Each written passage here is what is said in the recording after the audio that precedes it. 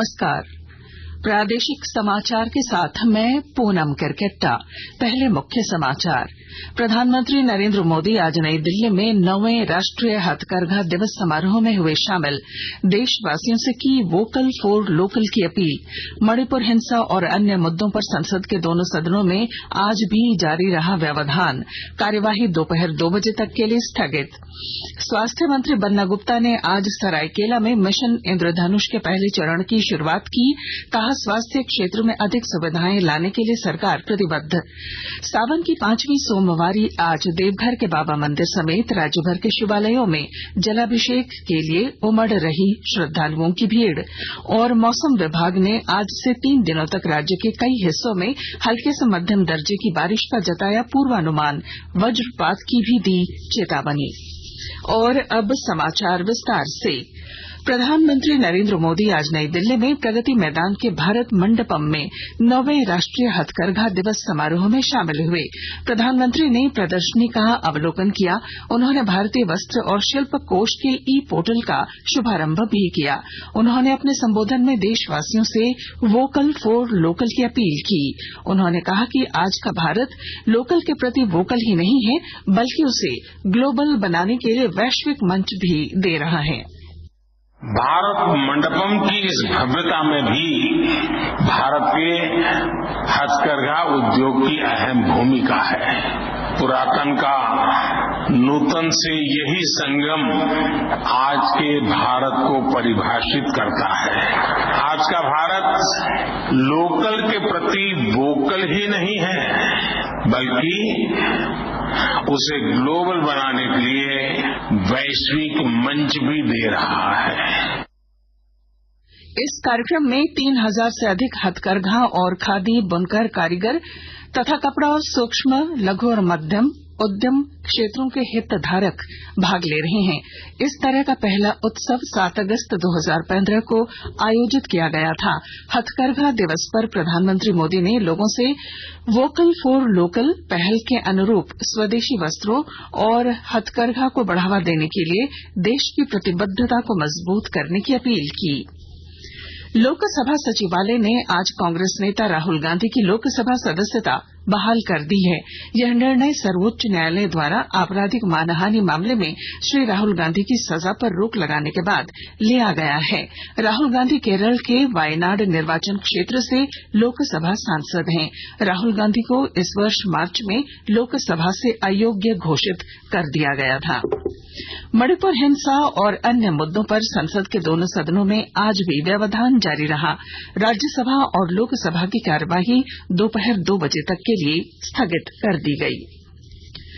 मुख्यमंत्री हेमंत सोरेन आज बोकारो जिले के चंद्रपुरा प्रखंड के तारानारी में विकास मेले में शामिल होंगे।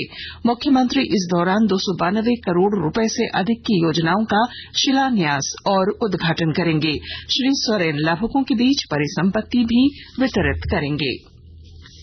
गोड्डा जिले में मिनरल फंड डीएमएफटी राशि से जिले के वैसे विद्यार्थी जो यहां के निवासी हैं उनके लिए फ्री कोचिंग की व्यवस्था की गई है। इन विद्यार्थियों के चयन के लिए कल विशेष परीक्षाएं आयोजित की गई। जिले से 200 विद्यार्थी चयनित किए जाएंगे। इनकी पढ़ाई जिले के पुराने समाहरणालय में होगी। दिल्ली के एक बड़े कोचिंग संस्थान से इसके लिए करार किया गया है। नामांकन के लिए 1400 से अधिक छात्र छात्राओं ने आवेदन किया था। प्रवेश परीक्षा में उत्तीर्ण और मेरिट लिस्ट में आने वाले छात्र छात्राओं को जेपीएससी के माध्यम से आयोजित होने वाले राज्य सिविल सेवा परीक्षा की तैयारी में निःशुल्क कोचिंग योजना। आकाशवाणी का समाचार सेवा प्रभाग हिंदी और अंग्रेजी में अपने साप्ताहिक लाइव फोन इन कार्यक्रम पब्लिक स्पीक में आज रात 9:30 बजे डेंगू बुखार कारण, लक्षण और उपाय विषय पर चर्चा प्रसारित करेगा। कार्यक्रम में राष्ट्रीय जल जनित रोग नियंत्रण केंद्र के पूर्व निदेशक डॉक्टर अक्षय धारीवाल श्रोताओं के प्रश्नों के उत्तर देंगे। श्रोता टेलीफोन नंबर 011-23717106 और 23314444 पर अपने प्रश्न पूछ सकते हैं। व्हाट्सएप नंबर 9289094044 पर भी सवाल भेजे जा सकते हैं। रामगढ़ जिले में 9 अगस्त से 15 अगस्त तक मेरी माटी मेरा देश अभियान चलाया जाएगा। विस्तृत ब्यौरा दे रहे हैं हमारी संवाददाता। रामगढ़ जिले में 9 अगस्त से 15 अगस्त तक मेरी माटी मेरा देश अभियान चलाया जाएगा। इस दौरान प्रखंड एवं पंचायत स्तर पर आयोजित होने वाले विभिन्न कार्यक्रमों के माध्यम से स्वतंत्रता आंदोलन में बलिदान देने वाले वीर जवानों, स्वतंत्रता सेनानियों सहित आजादी की लड़ाई में प्रत्यक्ष या अप्रत्यक्ष रूप से जुड़े सभी महापुरुषों को श्रद्धांजलि दी जाएगी। आजादी के अमृत महोत्सव के तहत चलने वाले इस कार्यक्रम के दौरान स्वतंत्रता सेनानियों के गांव की मिट्टी को कलश में रखकर दिल्ली पहुंचाया जाएगा, जहां बनने वाले अमृत वाटिका में इसका इस्तेमाल कर पौधारोपण किया जाएगा।